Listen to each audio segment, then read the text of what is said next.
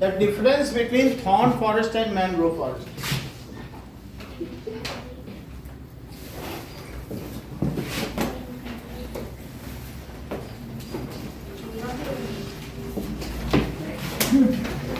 Rainfall क्या होती है इन थॉर्न फॉरेस्ट में? Rainfall is less than 70 centimetre, जबकि इसमें रेनफॉल से कोई कंसर्न नहीं है। दीज डेवलप, इनको पानी ऐसा ही इतना सारा है in deltaic region and have no concern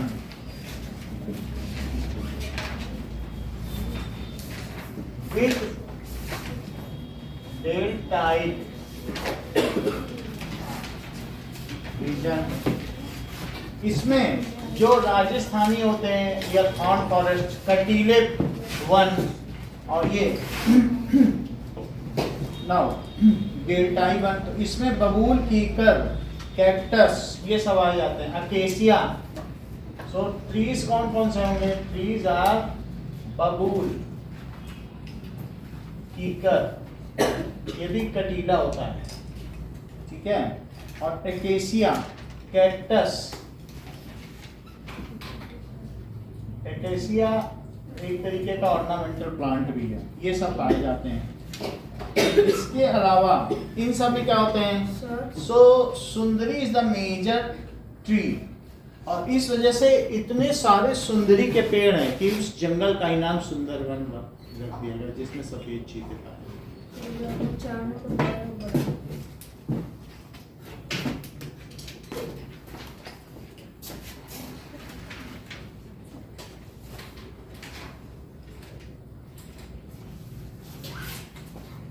चलो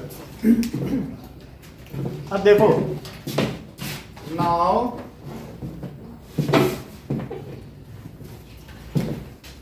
इसमें क्या पाए जाते हैं? Sundari. So sundari trees are abundant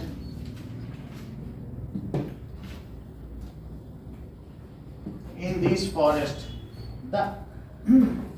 These forests are found in semi-arid region, जो अर्ध शुष्क क्षेत्र है गुजरात, राजस्थान, हरियाणा या उत्तर प्रदेश के। तो these are एरिड का मतलब होता है बिल्कुल शुष्क, और सेमी एरिड जैसे हमारे यहाँ थार डेजर्ट है और अफ्रीका में एरिड है, वहाँ पे कैसा होगा? बिल्कुल शुष्क है। जो कि सहारा डेजर्ट है वहाँ अफ्रीका में, वो एरिड है, और यहाँ हमारे यहाँ सेमी एरिड है। बारिश भी हो जाती है कई बार यहाँ पे, बारिश नहीं होती। बिल्कुल वहाँ पे बारिश नहीं होती, धूप इतनी निकलती है कि 60 डिग्री टेम्परेचर पहुँच जाता है, और वहाँ इब्न बतूता प्रजाति रहती है 60 डिग्री में, दीमक की तरह पहाड़ों में खोल बनाकर।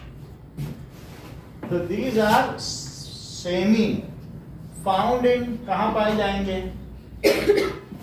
इन सेमी एरिड रीजन।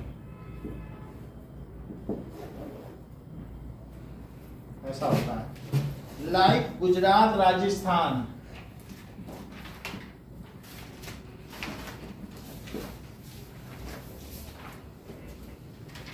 में पाया जाएगा, हरियाणा, उत्तर प्रदेश, यूपी। क्यों यहाँ बारिश नहीं होती सुहाना? जोधपुर में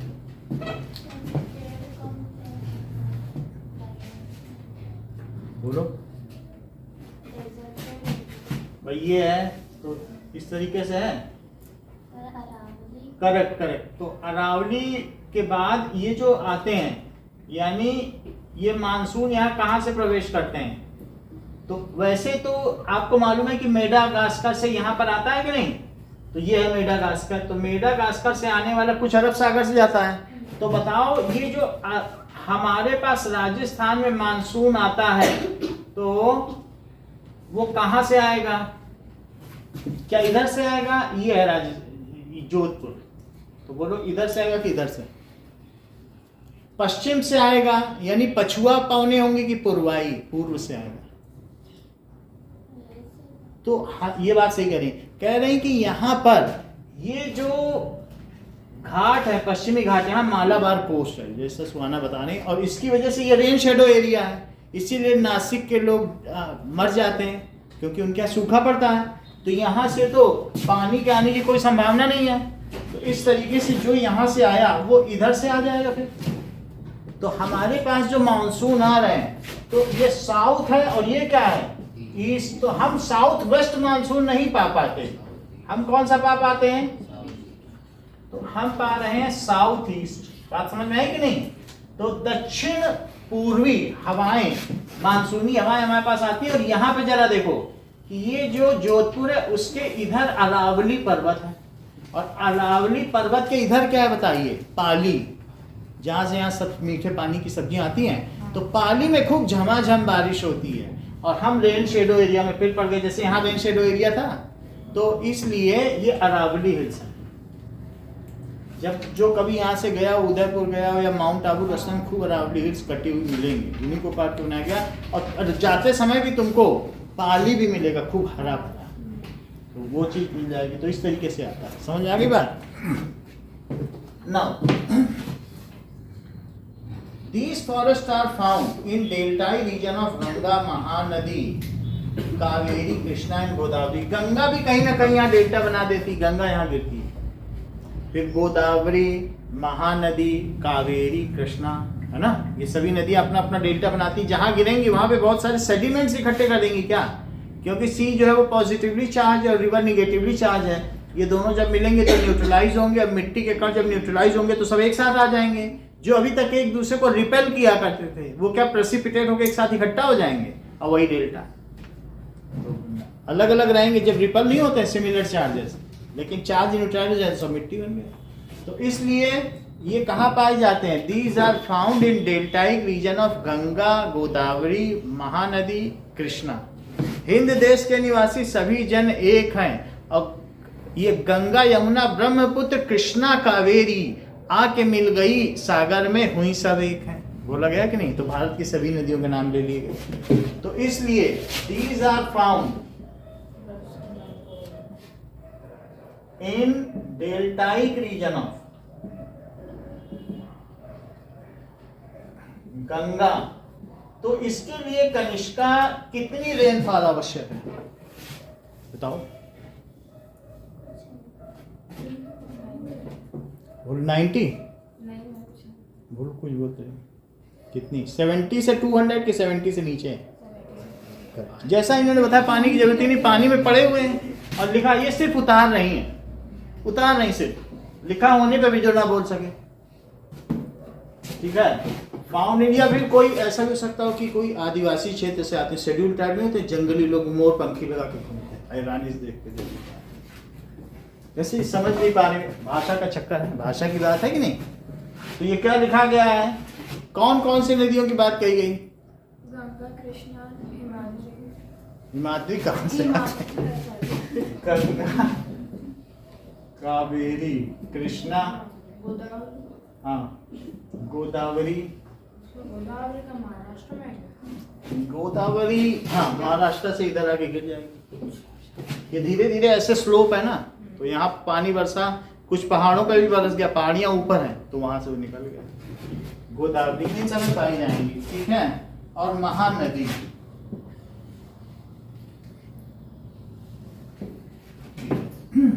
तमिलनाडु और कर्नाटक के बीच 30 साल तक कावेरी जल विवाद चला। खूब लोग लड़ने और मरने मारने को उतार, कई खूब वो लग तमिल, हम पानी ही नहीं देंगे कर्नाटक तमिलनाडु, यही कावेरी जल विवाद। न सरकारें हल कर पाई, न सुप्रीम कोर्ट हल कर पाई। कृष्णा से जाती है, यही है ना, ये कर्नाटक से और तमिलनाडु पे जाती है। तुमने अभी बताया ना गोदावरी का रूट है, तो कर्नाटक से जब यहाँ जाती है तो कर्नाटक पानी नहीं देता था, डैम बना बना के बैठा था, कहता था। और अगर वो दे देता तो पूरा कर्नाटक, वहां की कर्नाटक की जो सरकार थी प्रवीण मुनेत्र कड़गम, उसको वोट ही न देता। बोले अगर हम पानी इनको दे देंगे, उसने का फैसला आ जाने तो हम पानी नहीं देंगे, नहीं तो भारत से अलग करो। भारत?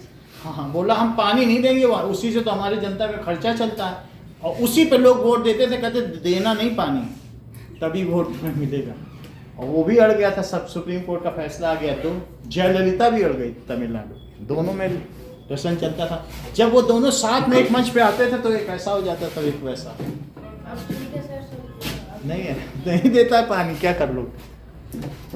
तो अब अल्टरनेट मेथड देखा जा रहा है। तो ये बात हो गई थॉर्न फॉरेस्ट है इनके बारे में। अब देखिए कि जो डेसिडुअस फॉरेस्ट हैं उनमें भी दो तरीके के हैं। डेसिडुअस का मतलब क्या होता है? जो अपनी पत्तियां गिरा देते हैं। एक एवरग्रीन होते हैं, एक मॉइस्ट डेसिडुअस फॉरेस्ट है और एक ड्राई। तो उनमें हम अंतर स्थापित करें। मॉइस्ट डेसिडुअस फॉरेस्ट, डेसिडुअस आर्द्र पर्णपाती वन और शुष्क पर्णपाती one. Moist deciduous forest and dry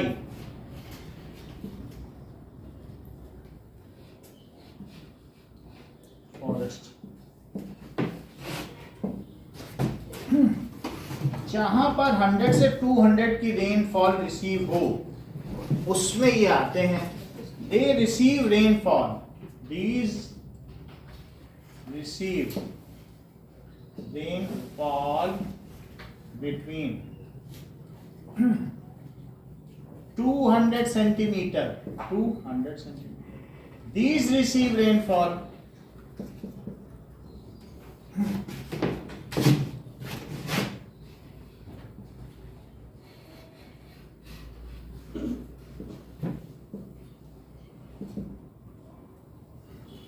between 100 to 70 centimeter।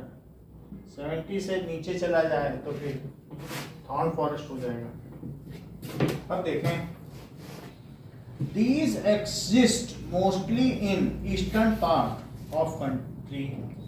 These exists in eastern part of country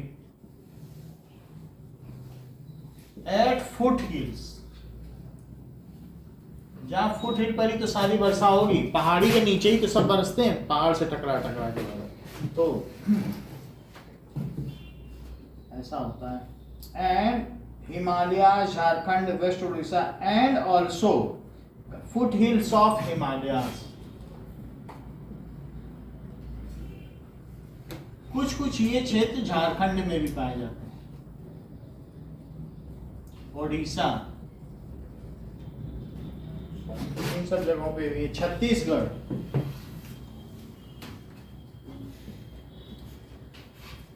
ये सब एमपी से बना है, छत्तीसगढ़ इन्हीं सब से। ईस्टर्न पार्ट ऑफ वेस्ट ये है। और साथ में जो हमारे पास ये क्या है, कह रहा है ये बोलो वेस्टर्न घाट है, तो कह रहा है ईस्टर्न पार्ट ऑफ वेस्टर्न घाट। ये भी भला कोई बात है?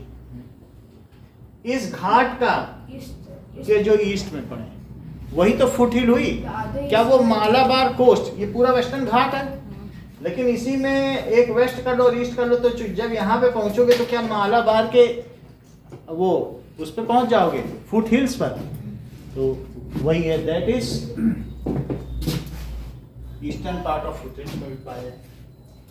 These are found in the reiner part of peninsular plateau and the plains of Bihar and Uttar Pradesh. These are found in जो पेनिनसुलर प्लेट्यू है, दक्षिण का पठार, इसमें जहां जहां बारिश होती होगी वहां पाए जाएंगे। बारिश नहीं होगी ज्यादातर आप जगह यहाँ पे जब घूमोगे तो सब जंगल और रेती दिखेगा, पत्थर पत्थर दिखेंगे, लेकिन कहीं अगर बारिश हो गई तो पाए जाएंगे। Rainier part of Deccan plateau. और कहां पर? Northern plains of UP and Bihar. Map में देख लो, मैप में सब सीधा पता चल जाता है। So found in rainier part of Deccan plateau and northern plain of UP and Bihar. तो ये दो लिख देना। इसके अलावा इसमें किस तरीके के पेड़ मिलेंगे? बम्बू। सो बम्बू ज्यादा पानी में होता है ना, और पानी में जितना भी डाल दो बम्बू मजबूती होगा, सड़ता नहीं है कभी भी। तो बम्बू, शीशम, शीशम की लकड़ी का इस्तेमाल। अब आप देख लीजिए, यहाँ से पता चलता है कि झारखंड, उड़ीसा, छत्तीसगढ़, यही सारे रीजन दिए गए हैं। इन्हीं सब जगहों से ताजमहल बना आगरा में, और शीशम की लकड़ी लाई गई। तो इसका मतलब है कि यहाँ से लाई गई होगी। समझ आई बात क्या? जो छतों पे लगाया गया है ऊपर प्लैंक में, कई जगह लगाया गया, लाल किले में भी शीशम की लकड़ी लगी। तो उससे आपको पता चलेगा कि कल्चर का कैसा आदान प्रदान। ज्योग्राफी से ही तो कल्चर का पता चल जाएगा, वेजिटेशन कहाँ से कहाँ गया, तो कल्चर का भी आवागमन हुआ होगा। अब देखो इसमें क्या है कि साल की भी लकड़ी होती है, ये सब भारी लकड़ियां। मैंगो की लकड़ी हल्की होती है, मैम की भारी। आम की लकड़ी कभी उठाई है? कथा में इस्तेमाल होती है, बहुत हल्की होती है। उसको उठाओगे तो आम की लकड़ी, ये जितने भी कार्टून या फलों के डिब्बे पैक होते हैं ना, पटरे, ऐसे नहीं देखोगे पतली पतली पट्टियां, वो सब मैंगो की लकड़ी के होते हैं, मजबूत नहीं होती बिल्कुल। और दीज आर, और आम की लकड़ी तोड़ी क्यों जाती है? क्योंकि आम द्विवर्षीय पौधा है, 2 ही बार फल देता है, उसके बाद उसकी लकड़ी निकालनी पड़ेगी, फिर तीसरे साल नहीं देगा। ठीक नहीं है, इस वाले में आएगा। तो ये कहाँ पे पाए जाएंगे? टीक, साल, पीपल, नीम। यूपी में कौन से पीपल के वृक्ष देखे हैं? इससे पूछो, ये यूपी के पीपल, नीम, वहाँ खूब पीपल के पेड़ हैं। तो नदन प्लेन में वहाँ पे पीपल की पूजा भी की जाती है।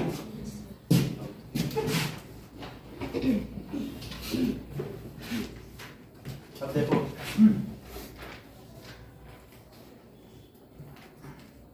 सो teak,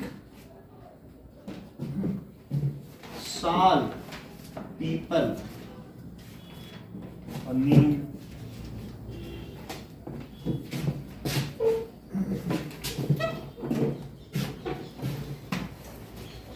Now,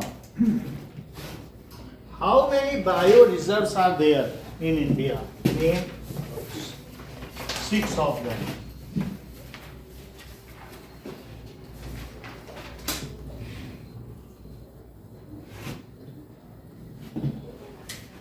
So there are 18 bioreserves.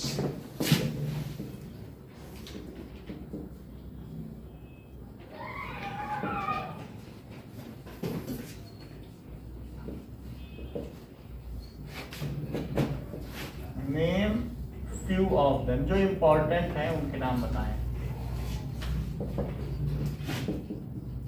There are 18 bioreserves.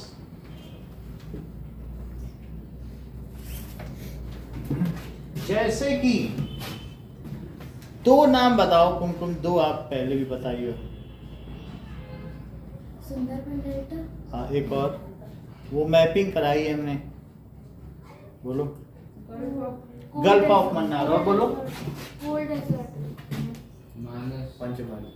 Pachmarhi, पंचमानस। हाँ, मानस ठीक है। So let us write few of them जो इम्पोर्टेंट है। तो जैसे सुंदरवन, वो तो डेल्टा ही रीजन में, मैंग्रोव फॉरेस्ट में। और गल्फ ऑफ, ये कहाँ पर है? चेक करो मैप में, पता चल जाएगा। गल्फ ऑफ मन्नार इम्पोर्टेंट है।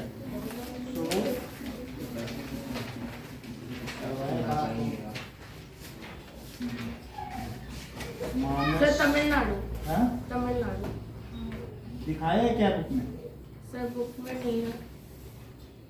कहीं तो बनाया था, क्या दिखा? यस सर, आंसर तमिलनाडु में था। यस। गल्फ ऑफ मन्नार, ठीक है, देख लेंगे। तो तमिलनाडु में हो गया। इसके अलावा नंदा देवी, मानस इन्होंने बता दिया। Cold desert. कोल्ड डेजर्ट, हाँ ये भी है। कोल्ड डेजर्ट देख लो। तो कंचनजंगा, कंचनजंगा सबसे ऊपर पे पड़ेगा, जो आउटर हिमालय, उसे K2 भी कहते हैं। कोई बता देंगे। तो कंचन जंगा, नीलगिरी, सिमलीपाल, जंगा, नीलगिरी, ठीक है। नीलगिरी जो इनर हिमालय में पड़ता है, जो उसकी फुट हिल्स है, उसके बोलो। सिमलीपाल सिमलीपाल कहाँ पे है? सिमलीपाल भी है ईस्ट साइड में। उड़ीसा। ओल्ड डेजर्ट कहाँ आता है? अभी मैप में दिखा देते हैं। और इसके अलावा एक है ग्रेट निकोबार। निकोबार और अंडमान दो आइलैंड एक साथ माने जाते हैं, तो निकोबार में भी एक इसी तरीके का बायो रिजर्व है, ग्रेट निकोबार। पंचमढ़ी, पंचमढ़ी तो इसमें नहीं दिया है, सब बुक में दिया है, लेकिन बुक में पंचमढ़ी है वो बायो रिजर्व ही है। अमरकंटक, अमरकंटक है, कंचनजंगा अमरकंटक।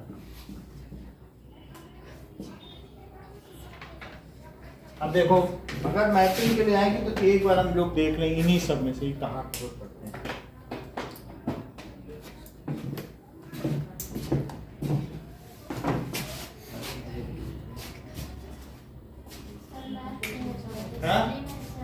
हिस्ट्री में आएगा, इसमें से नहीं आते।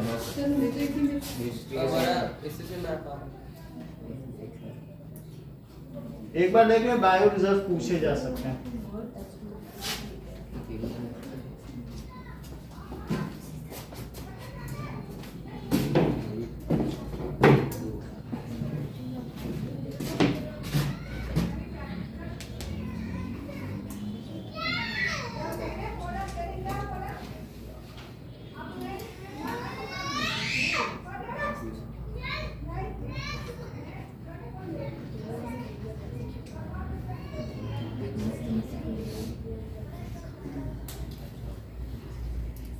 बायो रिजर्व्स इन इंडिया में ये देखो,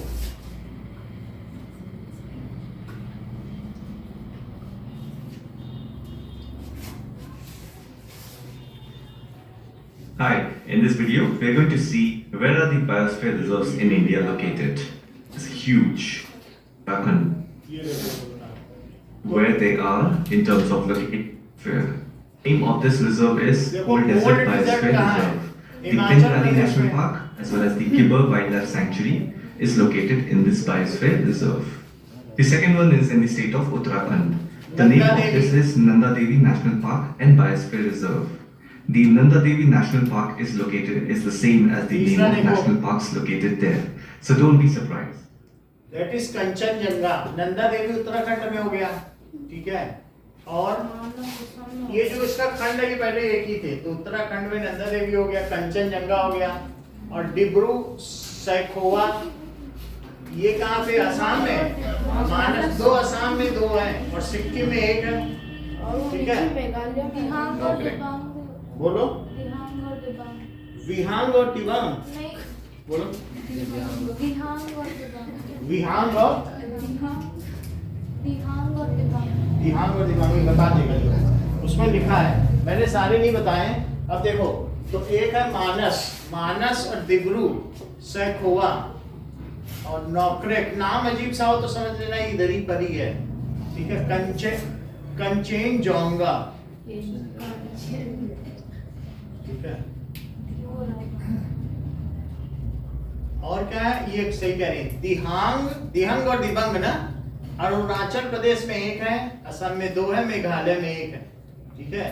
अब देखो त्रिपुरा, ये ध्यान दीजिएगा, ए से शुरू करना तुम्हें ध्यान, तब सही रहेगा। ATM, ATM हो गया। और फिर आना मम्मी, तो आना MMI, तो ATM, ATM। और आना मम्मी, सिक्किम अलग है, वो 7 सिस्टर्स में नहीं आता है। देखो आप इसमें कितने हो गए ATM? 1 2 3 4 5 6 7। सिक्किम थोड़ी ना आ रहा है ना, इसी तरह से याद कर रहे हैं। ATM आना मम्मी, ऐसे करके ऐसे घुमा लें तो कहाँ कहाँ पे है। अब देखो सुंदरबन तो वेस्ट बंगाल में होगा। ये रन ऑफ कच्छ एक ये भी है गुजरात में, ठीक है।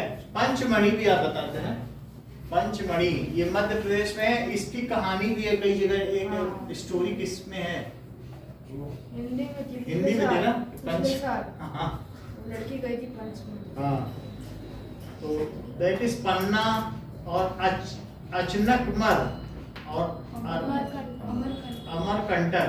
ये मध्य प्रदेश में 3 है, 1 है 2 है, कई है ना। और देखो सिमलीपाल उड़ीसा में है।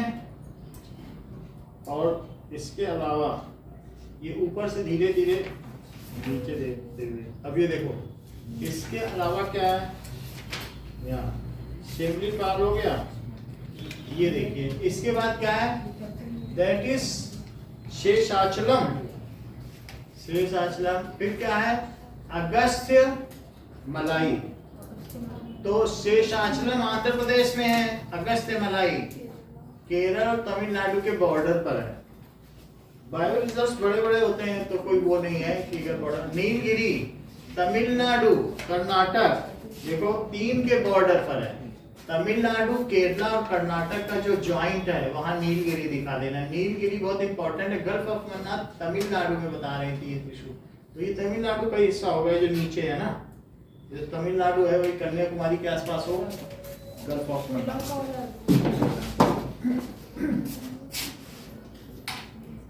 नाउ सिमलीपाल कहाँ पे बताओ देविका? उड़ीसा। और गुजरात में रन ऑफ कच्छ, सही है। अब देखिए कुछ क्वेश्चन इलेक्टोरल पॉलिटिक्स के करते हैं।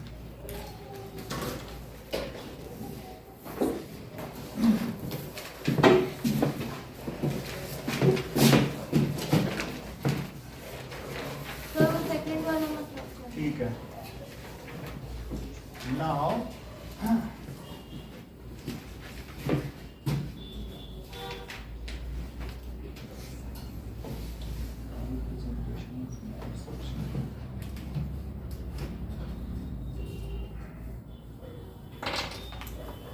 एग्जीक्यूटिव में सारे गवर्नमेंट ऑफिसर आएंगे। एग्जीक्यूटिव में सारे गवर्नमेंट ऑफिसर आएंगे। ओके, नाउ सुरेखा एक पोलिंग अफसर बनती है, तो उसकी जब इलेक्शन कैंपेन है तब उसका क्या फर्ज है, व्हाट इज हिज ड्यूटी, उसे सब कुछ देखना है। मान लो इलेक्शन कमीशन ऑफ इंडिया की तरफ से उसे कहा गया है, तो जब तक कैंपेन चल रहा है प्रचार में तो उसे क्या देखना है, जब पोलिंग डे है तब उसे क्या देखना है, बुक का क्वेश्चन है, और जब काउंटिंग डे है तो उसे क्या देखना है। तो that is the question number 5, check करो बुक का ही। चलो या फिर मैं लिखा देता हूं। सो राइट, क्वेश्चन है कि सुरेखा इस पोलिंग अफसर, ठीक है, पोलिंग अफसर बन रही है to ensure free and fair election, ensure polling officer के पास मतलब पावर होती है, बहुत पावर होती है। उसके पास 10 पुलिस वाले रहते हैं, जैसा वो बोलेगा, और तुम्हारे स्कूल का ही टीचर रहेगा पोलिंग अफसर, लेकिन उस समय वो इतना पावरफुल है कि कोई बाइसिंग नहीं हो सकती, क्योंकि जो पुलिस है वो किसकी है, वो राज्य की है, और पोलिंग अफसर किसका है, केंद्र का। तुम्हारी जो टीचर है वो सेंट्रल गवर्नमेंट की है कि राज्य, और राज्य में अगर गहलोत की यहाँ सरकार है तो क्या उसी की पुलिस है, वो चाहे तो कुछ भी माल फंक्शन करा सकती है, लेकिन पुलिस पोलिंग अफसर के ऊपर है। एक फोन कर दे कि यहाँ सब गड़बड़ हो रही है, CRPF आ जाएगी 2 बस भर के, सेंट्रल रिजर्व, उसके एक फोन करने से इतनी पावर है। तो वो जो 10 पुलिस वाले रहते हैं, 1-2 ऐसी पिक्चर भी बनी है तो उसमें दिखाया गया कि वहाँ पर MP में, और वो जहाँ पर गोंडा बस्ती नहीं होता, चंबल, वहाँ पोलिंग हो रही, 4 बजे बंद होने वाली है, तो लोगों ने कहा 2 बजे ही बंद करो मैम, यहाँ ऐसे ही होता। उसने कहा नहीं, ऐसा नहीं होगा, 4 बजे तक है तो 4 बजे। तो फिर वहाँ धीरे धीरे गोली चलने लगी तो क्या होने लगा, तो बहुत अच्छी रोचक पिक्चर बनी कि पोलिंग अफसर कैसे ड्यूटी निभाता है। तो पहले तो वो बोले जो भी उसके पुलिस वाले थे, कहीं जाने की जरूरत नहीं है, यहीं हम वोट डलवा देंगे, आप बैठो चुपचाप। फिर जब वो अपने फॉर्म में आया कि नहीं ये तो मेरी ड्यूटी, हम जाएंगे, सब पुलिस वाले दुम दबा कर बैठ गए, काना फूसी करने लगे। फिर वहाँ वो गई, उसने सब प्रॉपर एक एक चीज़ किया, लेकिन पता चला 2 बजे गोलियां चलने लगी तो ये होने लगा, तो सब कुछ हुआ। तो ये दिखाया गया नाम क्या? है, नाम ही नहीं याद आ रहा है। पोलिंग ड्यूटी का पूरी पिक्चर 3 घंटे की पोलिंग पर है। तो नाउ फिर वो लोगों से पूछती है सुरेखा कि तुम किसको वोट दोगे, तो भाई किसको दे दें मैडम, किसको देना है बताओ, आप ही बताओ, हम क्या बताएं। जो दे रहा है वो भी जागरूक नहीं, उसे मालूम ही नहीं है कि फिर बोले वो गांव के, वो बोले इनको डालना इस बार इसमें लगाना, उन लोगों को वो वोट दे रहे हैं उनको पता ही नहीं कि किसको वोट देना। तो to ensure free and fair elections, right his duty, her duty on day of. तो 3 जगह पूछा, पहला है कि इलेक्शन कैंपेन, कैंपेनिंग का मतलब है चुनाव प्रचार, तो जब इलेक्शन कैंपेन चल रहा है तो उस समय उसकी क्या ड्यूटी है। फिर पोलिंग डे और काउंटिंग डे, तो उसकी इलेक्शन कैंपेन के दिन 4 ड्यूटी हैं। कैंडिडेट डू नॉट ड्राइव, ये 3 मार्क्स का क्वेश्चन है। So candidate do not bribe voters, उनको वो ब्राइब ना करें और थ्रेटन ना करें। सर अशोक गहलोत भी एक तो प्राइज भी कर रहा था फोन लेके, वो अपीजमेंट की पॉलिसी चला रहा था कि जैसे मुस्लिम लोगों को फेवर करना और साथ में उनका वोट पूरा मिल जाए, वो तो एक स्लैब है ना, वो अगर मिल गया तो जीत गया। 20% का मार्जिन नहीं होता है। तुमको मालूम है कि अगर बीजेपी की 310 सीट हैं और कांग्रेस की 40 सीट हैं और वोट का मार्जिन जानते हो कितना है? ये 31% है बीजेपी के पास और कांग्रेस के पास सिर्फ 20 है, 3%।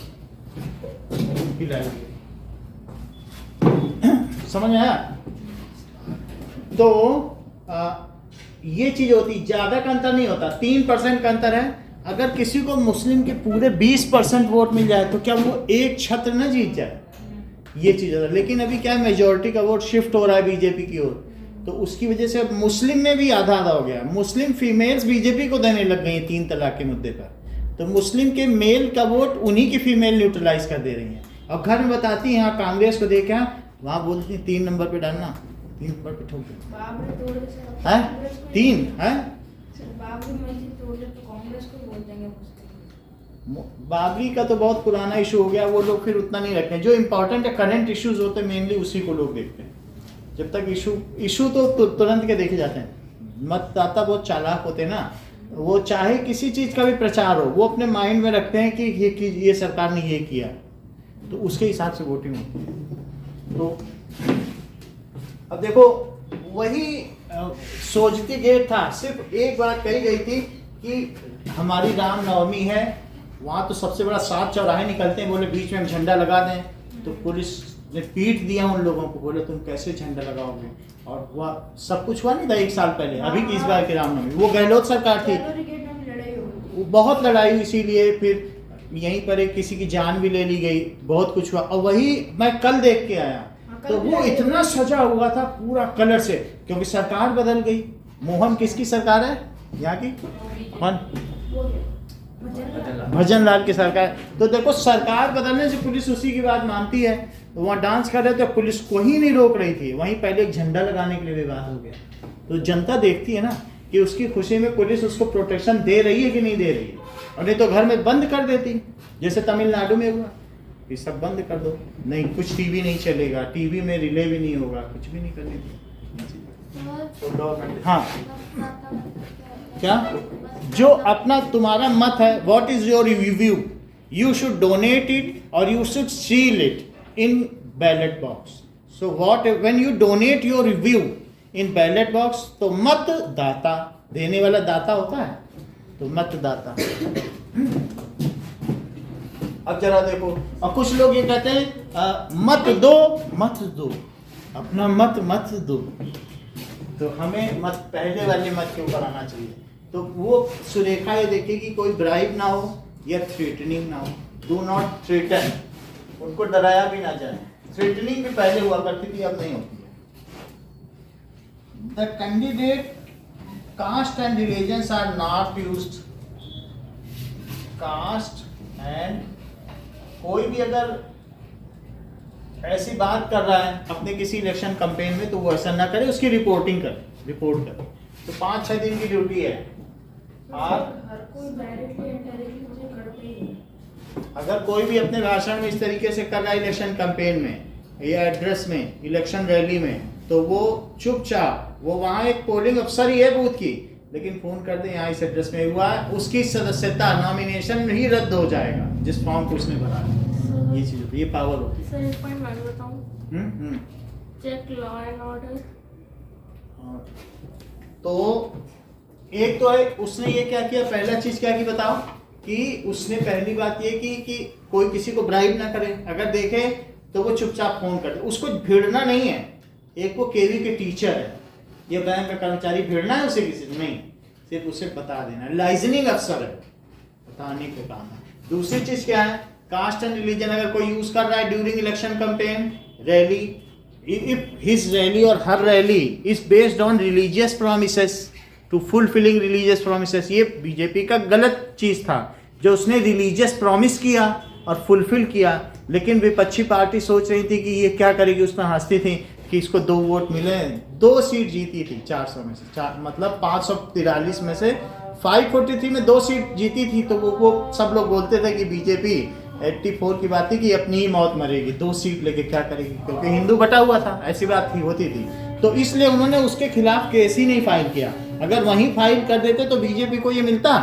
It was wrong. अपने किसी भी मैनिफेस्टो में, मैनिफेस्टो किसको कहते हैं, चुनावी घोषणा पत्र, उसमें तुमको ये लिखना ही नहीं चाहिए हम राम मंदिर बनाएंगे। लिखना चाहिए? तुमने लिखा तो विपक्ष को उसे रोकना चाहिए कि नहीं? तो एक पार्टी ने गलत मुद्दा उठाया लेकिन दूसरे ने नहीं रोका, और एक पार्टी ने उसका फायदा भी उठाया। बात समझ आए कि नहीं? तो कई चीजें हैं। तो जब तक कोई रोकेगा नहीं, अगर मान लो सुरेखा नहीं रोकती है, if the manifesto is based on fulfilling the promise based on caste and religion, कोई ये कह दे हम सबका भला करेंगे तो ठीक है। अगर कोई कहे हम मुस्लिमों की चांदी कर देंगे और हिंदुओं का कत्लेआम मचा देंगे, या हिंदुओं की तो दोनों ही गलत है, तो नहीं कर सकता ना। तो वो ये भी देखे। खैर मैनिफेस्टो की यहाँ बात नहीं होगी, क्योंकि जब मैनिफेस्टो आता है वो इलेक्शन डेट से 2 महीने पहले आ जाता है, और जो सुरेखा है ये 5 दिन पहले ही वहाँ इलेक्शन अफसर बन गई। इसके समय में मैनिफेस्टो नहीं आएगा, 5 दिन में लोग नहीं पढ़ पाते हैं। मैनिफेस्टो बहुत पहले से आता है, तो उससे लोग अपना मन बनाने लगते हैं। They have pre conceived idea, उनके अंदर पहले से ही वो आइडिया गर्भ में जन्म ले चुके होते हैं, प्री कंसीव्ड आइडिया, उसी को वो डिलीवर करते हैं। बात समझ में आ गई कि नहीं? तो इसलिए that their promises are not based on caste and religion, ये भी लिख सकते हो। अब जैसा ये बता रही त्रिशु, मैं देखता हूँ क्या लॉ एंड ऑर्डर में वो सीधा कुछ कर सकता है। प्लेसेस ऑफ वर्शिप, तीसरा क्या है, मंदिर में जाके भाषण ना दे कि वहां सब मुसलमान इकट्ठे हो रहे हैं, ये मंदिर में ना चला जाए। Places of worships are not used. अगर मान लो कोई प्लेसेस ऑफ वर्शिप यूज करता है, तो ऐसे में वोट के क्या होने का खतरा रहता है? पोलराइजेशन, उसको कहते हैं पोलराइजेशन ऑफ वोट, ध्रुवीकृत हो जाते हैं। आधे वोटर एक तरफ, आधे वोटर एक तरफ, एक नॉर्थ पोल और एक साउथ पोल, इसको कहते हैं पोलराइजेशन। तुमने वोटर्स को किस बेसिस पे बांट दिया? ध्रुवीकृत कर दिया। या तो कुछ वोटर्स हैं, अब वो रिलीजन के हिसाब से एक को देंगे और जो दूसरे रिलीजन वाले दूसरे को देंगे। ये अच्छा नहीं है किसी डेमोक्रेसी के लिए, जैसे यहाँ हो चुका है या हो रहा है। तो रिलीजियस अगर टॉप पे रहता है तो वो चीज़ अच्छी नहीं किसी पार्टी के लिए, या रिलीजन के नाम पे जानी जाए।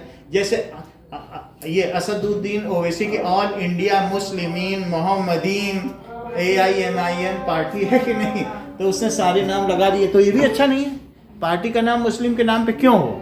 या विश्व हिंदू परिषद अगर पार्टी का चुनाव लड़े तो इसे मना कर देना चाहिए, भाई तुम्हारे नाम में हिंदू क्यों लगा है, सही नाम लेके आओ। ऐसा नहीं होना चाहिए ना। बोलो। हाँ, गवर्नमेंट की जो भी इंफ्रास्ट्रक्चर इज नॉट यूज, मान लो जैसे कोई है सर गहलोत अपनी ही जीपें दौड़ा दे सब पुलिस वुलिस की, तो क्या ये ठीक है? और तीसरा अभी क्या बताया बताओ, places of worships are not used, ये भी देखें। सर यूज हो सकता है एक अमाउंट ज्यादा ही ना ले जाए या यूज करें, क्या चीज? जैसे 10 लाख है, 10 लाख से ज्यादा खर्च नहीं कर सकते। हाँ ये तो होता ही है, उसके लिए भी अकाउंटिंग अफसर होते हैं कि उनको ज़्यादा नहीं यूज़ करना चाहिए, लेकिन ये तो डायरेक्टली इतना कर सकते हैं, ये उसकी कैपेसिटी पे, इतनी तो उसकी कैपेसिटी के शाम को चाय पीने निकला है, आया भीड़ लगी जरा देखें, पहचान ना पाए कोई उसको अपनी पहचान पोलिंग जिस दिन वोटिंग डे के दिन सबको डिस्क्लोज करनी चाहिए, पहले से ना बताए लोगों के कि पोलिंग अफसर है, ये तो लोग कहेंगे पोलिंग अफसर आ गया, मारो पीछे से, ऐसा हो सकता है। तो ये नहीं करना चाहिए, are not used for election campaign.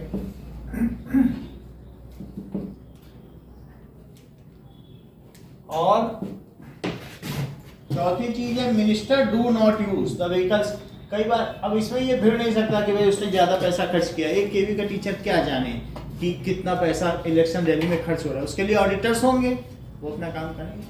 तो ये और क्या कर सकता है, जैसा बताया गया कि सुहाना ने बताया कि जो गवर्नमेंट मशीनरी एंड इंफ्रास्ट्रक्चर, किसने बताया, इट इज आप बताया ना, ये नहीं, गवर्नमेंट मशीनरी उनका खुद का ऑफिस होगा, है, उसका भी तो ऑफिस होगा, उसी से यूज करें जो चंदे का पैसा है, एंड इंफ्रास्ट्रक्चर।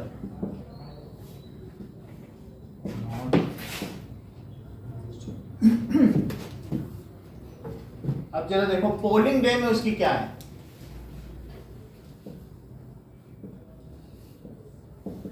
तो अब जैसे उन्होंने वो खोल दिए, आम आदमी पार्टी ने अस्पताल खोल दिए, तो उसमें अस्पताल में उसने दिखाया कि हमने इतने लोगों का इलाज किया, फिर ये दिखाया कि 1 घंटे में एक डॉक्टर ने 700 मरीजों को देख लिया, और 1 घंटे में 60 मिनट होते हैं, और फिर मतलब 1 घंटे में 1 मिनट में ही उसने 12 मरीजों को देख लिया, तो क्या 3 सेकंड, नाम अमन हटो, तुम नाम हटो, ऐसे देखा होगा क्या?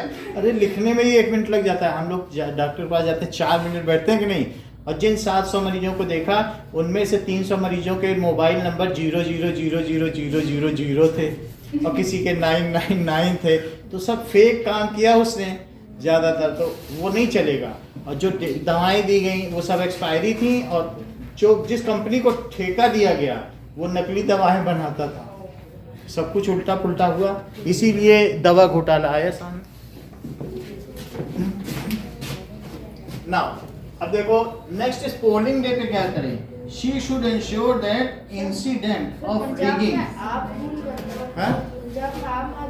पंजाब में आम आदमी पार्टी इसमें करती है, ऐसे आप ये देखिए कि जब कोरोना काल में कांग्रेस ने कहा कि हमने 20,000 मतलब 20,000 नहीं 2,000 बसें चला दी हैं लोगों को यहाँ से वहाँ पहुँचाने के लिए, क्योंकि सरकार ने सील बंद कर दिया है, लेकिन उन 2,000 बसों में 1500 बसें ऐसी थी जिनके नेम प्लेट में नंबर जो यूज़ किए गए थे वो बाइक के नंबर, यानी वो बसें चली ही नहीं, बाइक के नंबर तुम बसों में उसने लिखे ये बसें चलाई, ये उनके नंबर हैं। जब चेक किया गया तो कई 20 साल पुरानी गाड़ियाँ थी, वो बाइक अब आउटडेटेड है, और बाइक के नंबर बसों में लगा चला, बसें चली ही नहीं, इसका तो सीधा मतलब है ऐसा हुआ।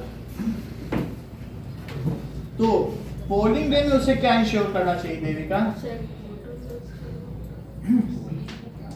रिगिंग नहीं होनी चाहिए, यानी malpractices, booth capturing. Rigging का क्या मतलब है कि she should ensure that no booth capture, कि वो अपने सामने ही 4 गुंडे आके बैठ गए, बोले तुम लोग जाओ घर, कुछ नहीं वोटिंग हो गई, जाओ सकते हो, और फिर बैठ के खुद ही ठप्पा लगा के शाम तक 1 घंटे ठप्पा लगा, हो गया वोटिंग, आप लोग भी जाओ। इसको कहते हैं बूथ कैप्चर, ये खूब होता था, आजकल नहीं हो रहा है।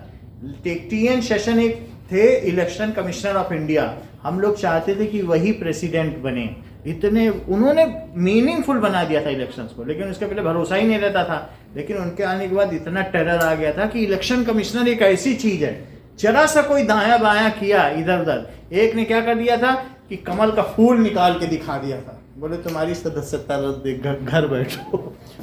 वोटिंग के बाद तुम सिंबल भी नहीं दिखा सकते, वोटिंग के बाद तुमने हाथ दिखा दिया दाहिना हाथ कांग्रेस का, बैठो बैठो। हाथ भी नहीं दिखा। तो पोलिंग डे में क्या करना चाहिए? She should ensure that polling booth is not to be captured. ठीक है? And no fraud is taking place during polling. She should ensure that polling booth is not to be captured.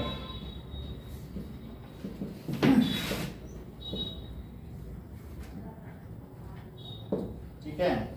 And fraud का मतलब है कि fraud ऐसे होता है, हाँ मैं वोट डालना, क्या नाम है, सोहन लाल, डाल के गया, अब मोहन लाल, अब गुरु लाल, अब तिरछा हो गया, अपने कोई 4-5 बार आके वही बार आ रहा है। बार-बार। और मिटा ली स्याही मिटाने का कोई नुस्खा मिल गया होगा, ऐसी टोन से मिटा ली होगी, नहीं पालिश से मिटी जाती है। पहचान, इसे फ्रॉड कहते हैं। और जो वहाँ और भी कुछ अफसर हैं उससे मिले हुए होंगे, हाँ आओ आपकी ये नाम है तुम्हारा, पोलिंग अफसर देखे यही बार आ रहा है, माल प्रैक्टिस है, फ्रॉड है। समझ में आई बात कि नहीं? तो इस तरीके से fraud and malpractice should not take place during voting. तीसरी चीज, काउंटिंग के दिन में उसे क्या करना चाहिए? पोलिंग डे में तो वो वोटर लिस्ट और वोटर आईडीज भी तो चेक कर सकता है ना। वो सबसे बड़ा अफसर है, उस लोगों को बैठा देगा और भी उसके साथ होंगे, वो सब चेक करेंगे। पोलिंग अफसर है, वो सिर्फ ओवरऑल देखेगा। अगला देखिए, पोलिंग ऑफिसर बनाते हैं। पोलिंग ऑफिसर किस बेसिस पे बनाते हैं? उसी में से एक पोलिंग अफसर होता है, कोई जो सीनियर मोस्ट होगा ना, मतलब स्पैन ऑफ सर्विस के बेसिस पे, बस जैसे अनुभव कितने का या किसने कितनी बार पोलिंग में हिस्सा लिया है। कई लोग बच जाते हैं कि तबीयत खराब है, ये है, आसान नहीं होता है बचना, क्योंकि 4-5 दिन का ये होता है, बहुत रिगरस होता है, जो पीरियड होता है ना, आसान नहीं होता वहाँ मैनेज करना, सोना कहाँ रहोगे। हो सकता है केंद्रीय विद्यालय में ही रूम में सुला दें, वहाँ कोई बिस्तर थोड़ी होगा, आसान बहुत मुश्किल काम होता है, और दूर दूर भी भेजा जा सकता है। वैसे मिलते हैं, उतने ज़्यादा भी नहीं मिलते हैं, 5,000-6,000 मिलता है, आने जाने का मिलता होगा फ्री, और इसके अलावा भी पैसा खाने पीने का रहेगा। अब देखो काउंटिंग डे में क्या होगा? She should see that counting of votes is done in A peaceful वे। तो स्कूल में भी जब भी पोलिंग अफसर कोई बनाया जाता है तो टीचरों में बहुत लड़ाई होती है, हर सेक्शन में। हमने तो देखा है कि हम नहीं जाएंगे, तुम जाओ, हम 3 बार कर चुके हैं, सब प्रिंसिपल के पास पहुंच जाते हैं, मैम आप मुझे क्यों भेज रही हैं, मैं तो 3 बार जा चुका हूं, तो ये है ऐसे। तो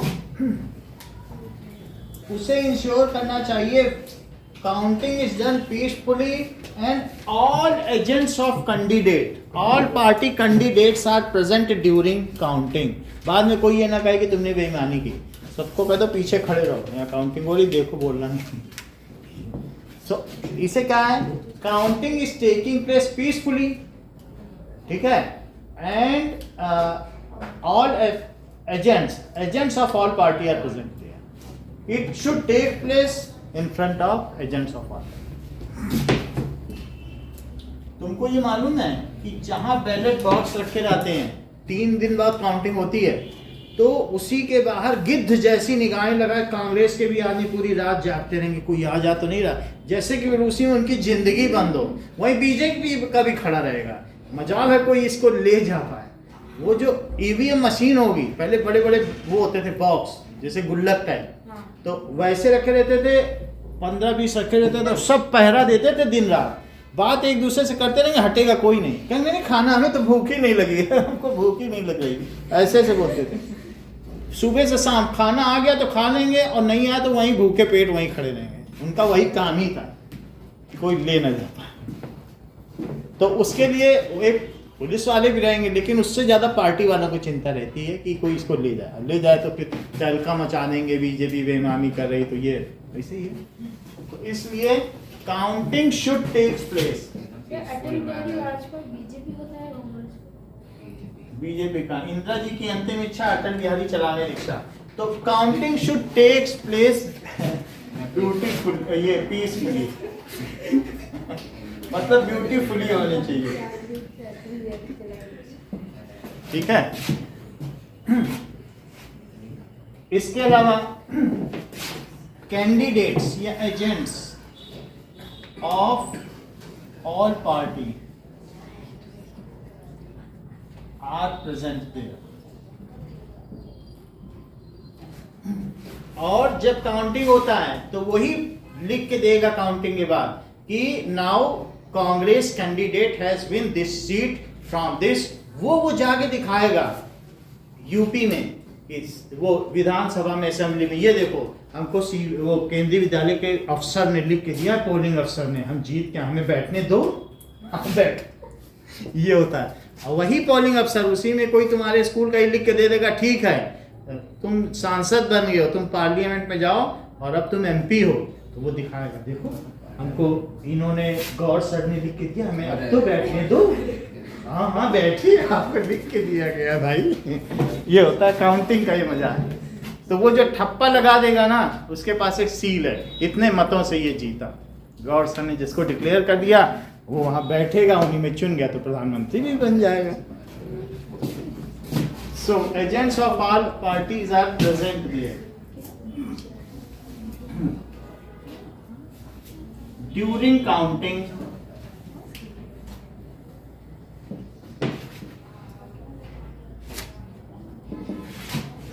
अब देखिए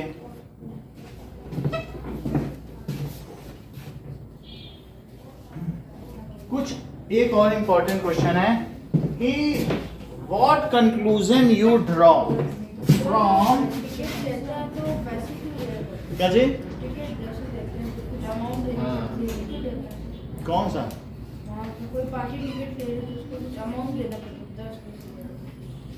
वो जमानत होती है कि भाई ऐसा ना हो कि अगर आप नॉमिनेशन फॉर्म भरेंगे तो मान लो होता है कि नहीं, नॉमिनेशन फॉर्म भरने गए तो वहाँ कुछ पैसा जमा करना, नहीं तो अगर ऐसे व्यक्ति हो कि दे देता है कि नाम तुझको अल्लाह रखे सुबह, तो वहाँ जाकर हम भी खड़े होंगे, हमें प्रधानमंत्री बनना। अरे तुम्हारी कुछ हैसियत है? अभी तो भीख मांग रहे थे बाहर, निकालो 20,000 जमा करो, नहीं पैसा तो 10 रुपये पड़ा, हमको खड़ा हो। तो वहाँ पे लंबी लिस्ट हो जाएगी ईवीएम, तो आलतू फालतू लोगों को खड़ा किया जाए, कम से कम 20,000 और 50,000 दे, कम से कम जमानत जब्त हो तो उसका 20,000 तो जाए, और नहीं तो हर आदमी जाके खड़ा हो जाए और लिस्ट इतनी लंबी हो जाए कि आदमी वो 1 घंटा देखे, हमें समझ ही में नहीं है हम किसको वोट दें। हम तो चले 700 लोगों की लिस्ट थी, हमें समझ ही में हटाओ कहाँ वोट दें। 10-20 से ज़्यादा बड़ी होगी तो वोट देने वाले में भी तो टाइम लगेगा, तो इसलिए जमानत दी जाती है। और अगर तुम्हें उस एरिया के 10% वोट नहीं मिले तो तुम्हारी जमानत जब्त,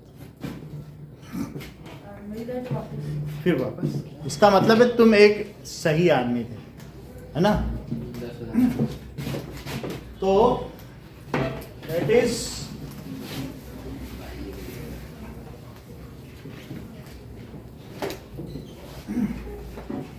what conclusion we draw from the following facts. That is question number 7. We draw from Election Commission of India does not have enough powers to conduct free and fair election in the country. इस पे अपना comment देना है sir, power है, वो तो वही होता है ना, हाँ। ईडी की तरह। बिल्कुल वही बात है। Election commissioner of India, election commission of India has not enough power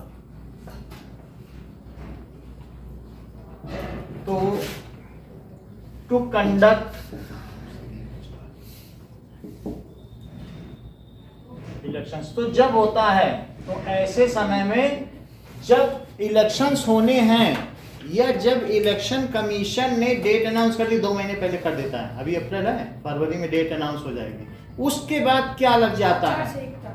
अच्छा, बहुत अच्छा वर्ड आपने बता दिया, that is code of conduct. उसके बाद जिसने नॉमिनेशन फॉर्म भरा सब लोग सकते में आ जाए। अभी उल्टा पुल्टा बोल लो, जैसे ये लोग बोल रहे हैं ना, मोदी बोल के आ गए वहां, उस समय अगर ऐसी बात करते ना, वो इनॉग्रेट कर सकते हैं किसी पुल का ना मंदिर का। जब आचार संहिता लग जाएगी ना, कोई बड़ा काम नहीं कर सकते, कोई बिल नहीं पास करा सकते संसद में, नहीं तो फिर लोगों को याद रह जाएगा। तो आचार संहिता लगने के बाद आप बिल्कुल एक तरीके से बेसिक काम करो जो रोज करते हो, अतिरिक्त नहीं कर सकते। तो इलेक्शन कमीशन के पास क्या ज़्यादा पावर आ जाती है जब उसको चुनाव कराने होते हैं? क्या सरकार से भी ज़्यादा पावर आ जाती है? तो हाँ, तो यस, नो। तो इसने कहा नॉट इनफ पावर, तो इसका आंसर है no. Election commission has enough power to conduct free and fair election. So election commission has enough power to conduct free and fair elections. Now, it implements the code of conduct. It implements. ये जो आचार संहिता में बता रहा हूँ, ये संविधान में लिखा गया, लेकिन वो उस समय एप्लीकेबल हो जाती है, इम्प्लीमेंट हो जाती है। It implements the 2 महीने पहले हो गया ये।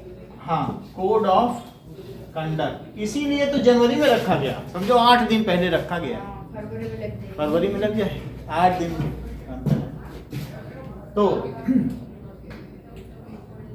And punishes if anybody violates this. During this period, it can order the government to follow some guidelines to prevent use and misuse of governmental power, to enhance its chance to win election और to transfer सब government officers.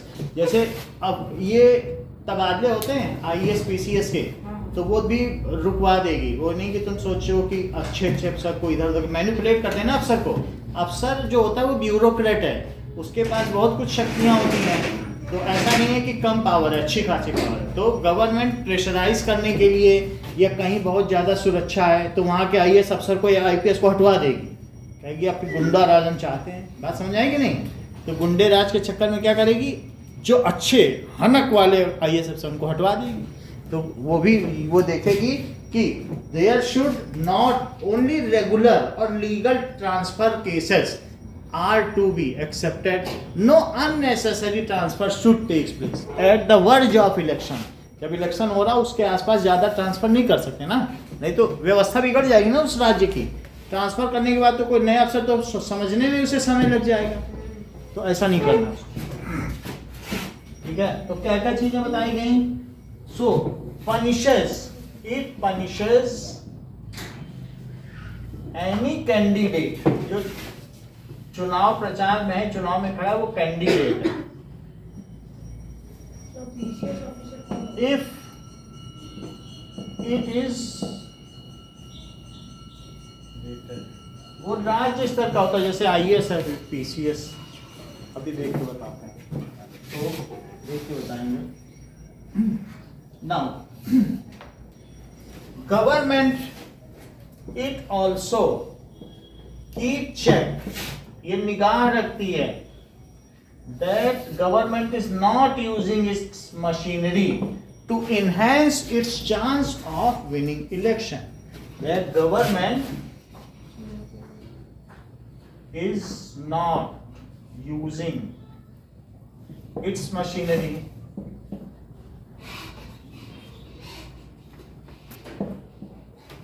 to enhance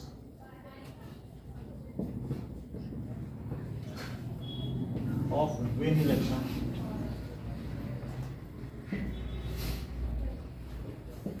अगली बात पूछी गई है, there is a high level of popular participation in the election in our country. इसके बारे में नोएल क्या कहना चाहेंगे? High level of popular participation, क्या हमारे यहाँ लोग इलेक्शन में खड़ा होना चाहते हैं कि उनकी कोई ऐसी इच्छा नहीं है, या कुछ लोग इलेक्शन को ही अपना कैरियर समझना चाहते हैं? ऐसा है? पॉपुलर है ना, क्योंकि हमारे यहाँ 20 लाख से ज्यादा तो लोग पार्षद, इन सबको अगर मिला दिया जाए सरपंच, तो 20 लाख लोग केवल पावर शेयरिंग कर रहे हैं। जो 20,000 था जब थर्ड टियर का आ गया ना पंचायती राज, तो अब देखो एक एक शहर में कितने पार्षद घूम रहे हैं। तो देयर इज पॉपुलर पार्टिसिपेशन, लोग चाहते हैं चुनाव में खड़ा हो, चाहते हैं कि उनको शक्तियां मिले, वास्तव में वो उसका यूज करते हैं। और इनकम सर। जो पब्लिक है they enjoy powers more than the money. हाँ, शक्ति का ज्यादा महत्व हो जाता है लोकतंत्र में, पैसे से ज्यादा। शक्ति के होने से सम्मान भी हो जाता है, नहीं? उनको अब ये कौन है, पीपी चौधरी, उनके सामने एक स्टैंड गन लिए हमेशा आदमी खड़ा रहता है, जबकि थोड़े समय के लिए केंद्र में राज्य मंत्री रहे। तो समझ में आ गया, शक्ति की तो बात है ना। सो कहा गया है कि high level of popular participation, तो इसका क्या आंसर बन सकता है? Yes, popular participation in election in our country has been rising constantly.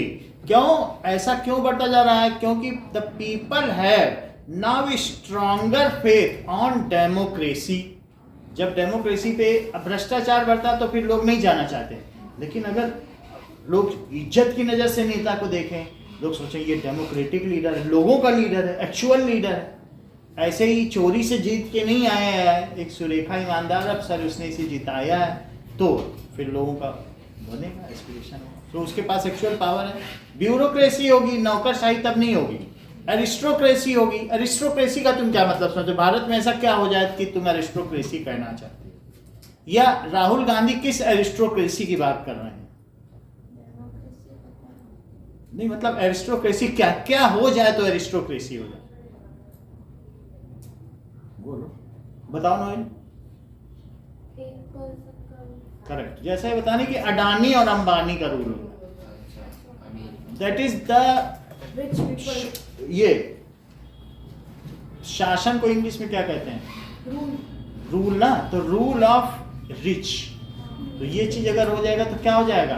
Adani Ambani की तो बात करते हैं ना राहुल गांधी, तो ये क्या हो जाएगा? That is bureaucracy, that is सारे पढ़े लिखे कौन? जो अफसर हो। पाकिस्तान में किसका राज है?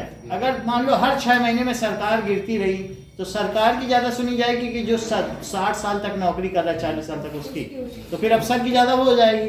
और स्थायी सरकार है, 20-20 साल तक सरकार नहीं बनती तो सरकार के पास ज्यादा काम। तो इसलिए यहाँ क्या पता चल रहा है? Yes, people are constantly believing in democracy, they are believing in democracy because from कब से 2004 our democracy has become stable. Otherwise 2004 से पहले तो अलायंस, गठबंधन यहाँ जीता करते थे, कहते थे 4 महीने तुम मुख्यमंत्री रह लो, 4 महीने हम रह लेंगे, 4 महीने भाई रह लेगा। मुख्यमंत्री में भी बहुत टाइम टेबल बना रखा था, जैसे कि वो कोई कुर्सी में सोना जड़ा हो। तो इस तरीके से गठबंधन है, ये उनको गिरा रहे हैं। हमने तो वो सब सरकारें देखी तो बिल्कुल अनस्टेबिलिटी थी, लेकिन उसके बाद से फिर स्थिर सरकार आई। यूपीए गठबंधन भी बना तो भी चलाया, 10 साल तो मनमोहन सरकार ने चलाया ना, वो भी तो स्थायी थी। तो मनमोहन सिंह ने कब से कब तक चलाया? 2004 से 2014, अब 14 के बाद मोदी सरकार चला रही है, अभी तक गिरी नहीं है। तो एक तरीके से 14 से 24, 10 साल तो फिर भी हो गया ना। तो हमारे यहाँ अभी 20 साल से लगभग 2004 से, from 2004 onwards country has got stability and people are unanimously, वे सर्वसम्मति से किसी एक पार्टी को, भाषा नहीं जानते हैं हम तमिलनाडु वाले, लेकिन मन सबका मालूम है, सबको मालूम है कि वहां बैठाना किसको है। पूरे भारत के लोग, जो एक राज्य का ट्रेंड होगा वही देखना अलग का होगा। तुम ये भी देखोगे कि अगर ये केंद्र सरकार बीजेपी गलत करेगी तो पूरे देश वाले एक साथ ही उखाड़ फेंकते हैं। उनको मालूम है, वो जानते हैं कि राज्य में किसको बैठाना है, और सरपंच में दयाराम भाटी को बैठाना है, पार्षद में वो केविल वाले को, सबको मालूम है किसको बैठाना है। और यहाँ पर राज्य कौन चला रहा, केंद्र में किसको बैठाना है। वही तमिलनाडु वाले जो बीजेपी को घुसने नहीं देते हैं, वही केंद्र में बीजेपी को भी वोट देते हैं। तो वही वोटर जानता है, अनपढ़ होते हुए भी रिक्शा वाला भी जानता है कि किन स्तरों पर किसको वोट देना है। तमिलनाडु में एमके स्टालिन कांग्रेस से, स्टालिन उनकी अपनी है, डीएमके और एआईडीएमके। एक अन्ना ऑल इंडिया द्रमुड़ मुनेत्र कड़गम और एक है द्रमुड़ मुनेत्र कड़गम। तो ये द्रमुड़ मुनेत्र कड़गम है। द्रमुड़ मुनेत्र कड़गम एक पेरियार फैमिली है, जैसा हमने तुम्हें पहले भी बताया कि 3% ब्राह्मण्स वहाँ चले गए थे और 99% वहाँ की सारी नौकरी खा गए थे, क्योंकि ब्राह्मण वो ज़्यादा टैलेंटेड थे। तो पेरियार फैमिली ने सबसे इसका विरोध करना शुरू किया, इनको गाली देना, मारना, भगाना शुरू किया, और आज भी वो वेदास को गाली देते हैं। तो उन्हीं के नाम पे जो उनके पिता थे करुणानिधि स्टालिन, अब दयानिधि स्टालिन, उदयनिधि स्टालिन, तो वो परिवार है पेरियार फैमिली का है, ठीक है। तो वो एक करुणानिधि स्टालिन की तीसरी वाइफ के बच्चे हैं। उन्होंने एक नाचने वाली से शादी की, अच्छी बात ये, लेकिन फिर इनमें कल्चर नहीं है। सर्वसम्मति यूनानिमसली, तो उन्होंने यूनानिमसली सब लोग जो है भारत के लोग एक ही को तो वोट दे रहे हैं, तो हम क्या कह सकते हैं कि no people are participating, they are taking the ये पावर शेयरिंग और सम पोस्ट है ना, democratic representative as a career, वो इसे किस तौर पर ले रहे हैं। तो ये जो है ये हमारे डेमोक्रेटिक रिप्रेजेंटेटिव ही तो हैं, कोई लोकल लेवल का है, कोई स्टेट लेवल का है, तो कोई सेंट्रल लेवल का, लेकिन है तो हमारे ही रिप्रेजेंटेटिव। जम्मू कश्मीर में सेंट्रल गवर्नमेंट वो तो केंद्र शासित है, यूनियन है ना, टेरिटरी है। अब जरा देखो, तो इससे पता चलता है more than half of the people identified themselves as being close to, और ये भी है कि हम अपने आप को, अगर हम आज भी कनिष्का से पूछें भाई तुम किस पार्टी को सपोर्ट करती हो, इनको सोचते देर नहीं लगेगी, भले ये वोट न देती हूँ, लेकिन ये तुरंत बता देंगे सर मेरा समाजवादी पार्टी पर अधिक विश्वास है, बसपा तो ऐसी है। ये बड़ी बात, पीपल आर कॉन्शियस, कहेंगे कि काशीराम जब से आए इन्होंने बसपा को खराब कर दी है, और मुलायम सिंह ने तो समाजवादी पार्टी को चमका दिया, मैं तो समाजवादी पार्टी को वोट नहीं दे रही, अभी 2 साल बाद देंगे, लेकिन अभी से ही नहीं, ये कैसे पता। People are constantly having interest, though they are not voting but they are vigilant, they know that they are going to vote, so they are now actively participating in country politics। ऐसा इनके साथ होता है कि नहीं? तो वही चीज यहाँ पर भी कही गई है कि people think that they are closer to some party, think themselves as a close to some party, and they do not like, party की बात नहीं है, the ideology of other party, on the basis of ideology they select और they select करते हैं representative की जिसकी ideology पसंद आती है। अब इसको इन्होंने स्लोगन बना दिया है कि हम वादा करते हैं तो निभाते हैं। अब इसको भुनाने के चक्कर में बीजेपी कि हमने वादा किया तो हमने निभाया। राम मंदिर का वादा 84 में किया था, तो 16 और 24 40 साल हो गए 84 में। तो अब ये स्लोगन बना रहे हैं कि हम वादा करते हैं तो निभाते हैं। बीजेपी को वोट दीजिए, कमल पे ठप्पा लगाइए। समझ आई बात कि नहीं? भले ही गलत हो या सही हो, लेकिन हो सकता है लोग पसंद कर दें। और एक ऐसे भी वादा वाले हैं जो कभी निभाते ही ना हो। रेवड़ियों का खेल नहीं होता जी, नहीं कहा जाता हम ये दे देंगे वो दे देंगे। हाँ। अब देखिए इसी का सी देखो, it is very easy for the party in power to win an election. इस पर अपने विचार व्यक्त करें कनिष्का, बताओ कुछ तो बोलो, 1-2 लाइन बोलो कि क्या बोला। It is very easy for a ruling party to win the election. इस पर आपको कमेंट करना है, कुछ बोलना है बस। 2 लाइन तो बोलनी पड़ेगी। हाँ बोलो। डिबेट तो करती हो ना स्कूल में, डिबेट समझो वही चीज पूछी जाए। बोलो। रूलिंग पार्टी पहले रूल करेगी तो वो और प्रॉमिसेस दे देगी तो नहीं, तो इसमें तो और पूछा गया ना, it is very easy for the party in power to win an election. यही तो लिखा है। इसका क्या मतलब है? आप क्या पहले तो नॉट करो, are you rejecting this statement और एक्सेप्टिंग? नॉट का मतलब सर हिला दो, नहीं नो, तो तुम एक्सेप्ट कर रही हो। अगर एक्सेप्ट करी तो जस्टिफाई करो। अस्मिता बोलो कैसे इजी है? रूलिंग पार्टी फिर से चुनाव जीत जाए, ये कैसे इजी? उन्होंने हाँ कर दिया। उत्कर्ष बोलो। सर नहीं है इजी।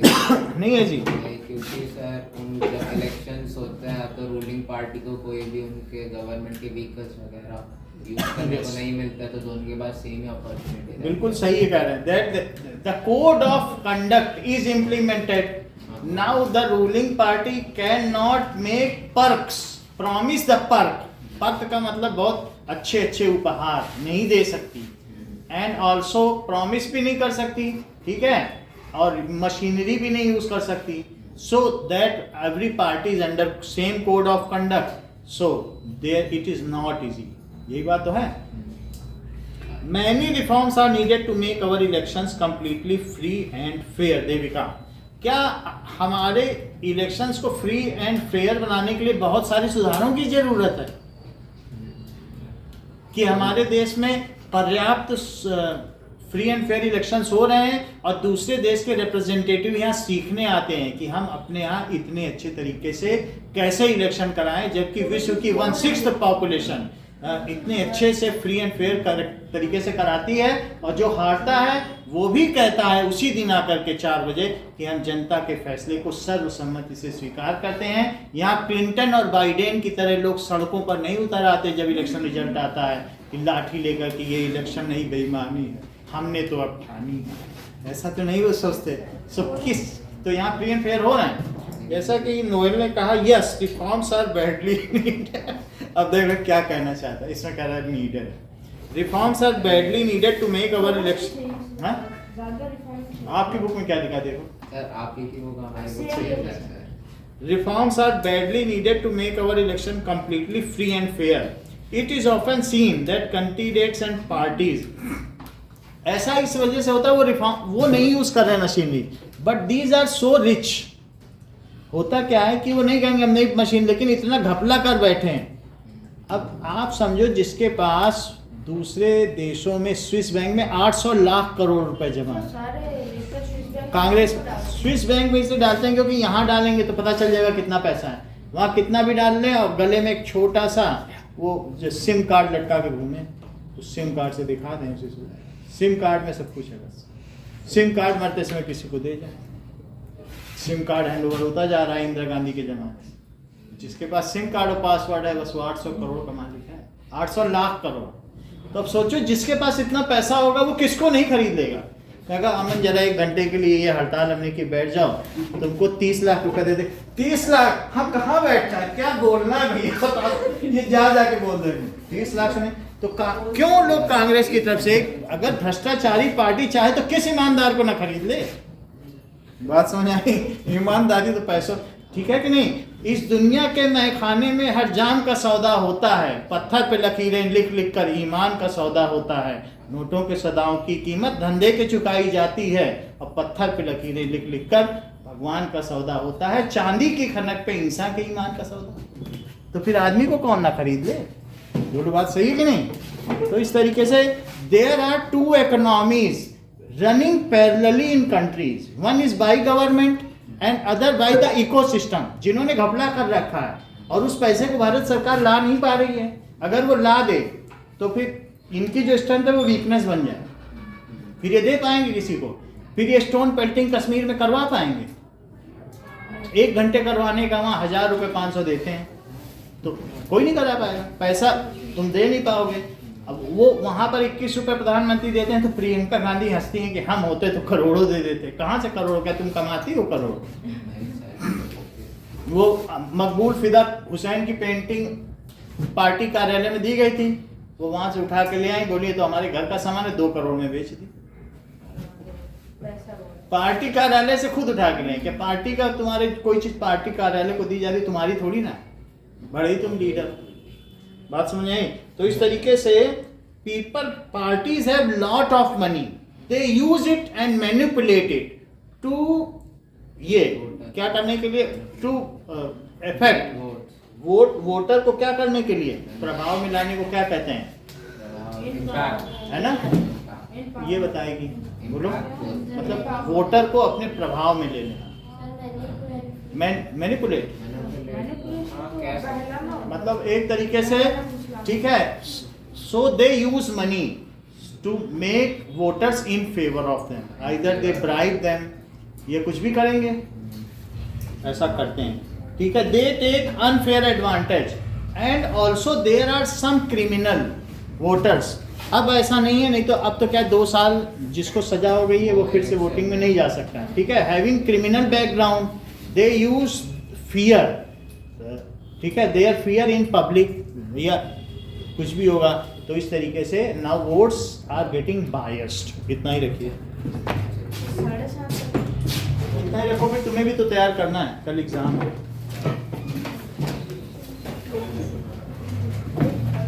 एग्जाम में तो बहुत कुछ पढ़ना होता है। फिर कल के बाद कौन सा है?